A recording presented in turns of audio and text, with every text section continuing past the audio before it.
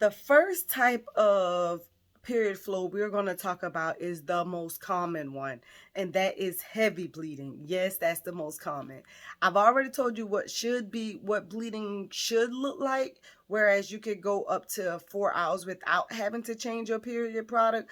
But there are some women who come in and say, look, Quinta, I have to change my pad every 30 minutes or every hour, or I have to wear a tampon and a pad, or whatever is going on. I do want to start out by saying, before we get into these types of period flows, that this video is specific to women who don't have any uterine imbalances already.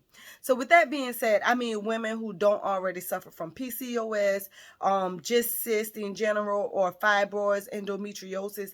Typically, those type of things can impact your period flow.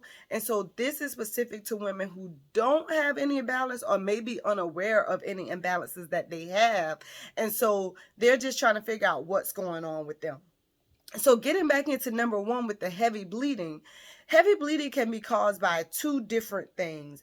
The first thing is stagnation. When we talk about stagnation, we mean poor blood circulation or anything like that. The blood is just flowing very slowly, which is giving it time to congeal, time to get to clots and things like that. When it comes to that, and we talked about this in last week's video that I'm going to post right here, but we talked about that when we talked about brown, black, and purple periods, that comes from stagnation. Well, also that's also related to your period flow.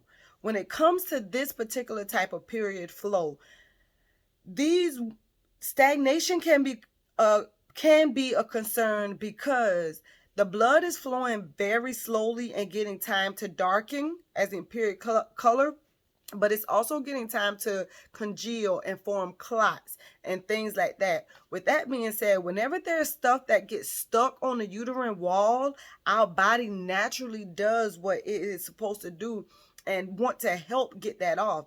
So our body or our brain signals the arteries to push more blood, like help whatever is there get off, help it come off. That's why typically women with fibroids tend to have very heavy periods, also because of this same reason. The brain is signaling, let's just send more blood, more blood to help push this off or anything, because the blood is just flowing so slowly. And so that causes a lot of blood to be coming out during the period. But once you begin vaginal steaming, you'll notice that you don't have those problems anymore, because the blood is stagnation clears up very quickly once you begin vaginal steaming, and your blood won't have time to congeal or form boluses or anything like that. So that's one thing that is contributed to heavy bleeding. The other thing can simply be uterine fatigue, like your uterus basically during your menstrual cycle, the entire 28 days of your menstrual cycle. Remember, your period is day one. So during this point in time, your arteries are closed. Your arteries are simply closed. And then as it becomes time, your cervix is closed and your arteries are closed. So as it becomes time for your period to happen, the arteries open up to send blood through the uterus, and your cervix is open so that the blood can flow out through the vaginal canal in the form of what we call our period.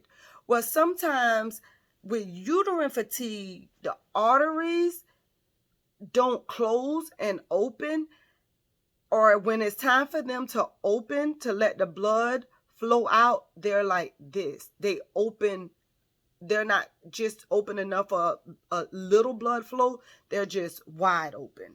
And when that happens, blood just is gushing out.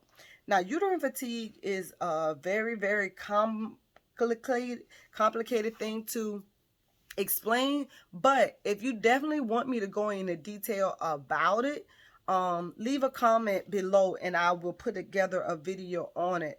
But basically, your uterus is just going through so much, or you may be stressed a lot, and it's just like, you know what, I can't control how open or how closed I am. I'm just gonna just lay there wide open, and it causes too much blood to come out. So those are two things contributed to heavy bleeding that are not associated with womb imbalances such as endometriosis, fibroids, and things like that. So that's number one when we talk about heavy bleeding. But as I always tell clients, the one thing that vaginal steaming will definitely help with is your period problems, and heavy period flow is one of them. So I urge you women to who deal with heavy period problems, who may have gone to the gynecologist, and they say, oh, well, we'll just put you on birth control, or well, let's try an ablation, or before you take any of those extreme routes of artificial hormones, or you take any of those extreme routes of any type of surgical or medical procedures, if you are open to it, just simply try vaginal steaming, and you'll notice that your periods will get a lot more healthier.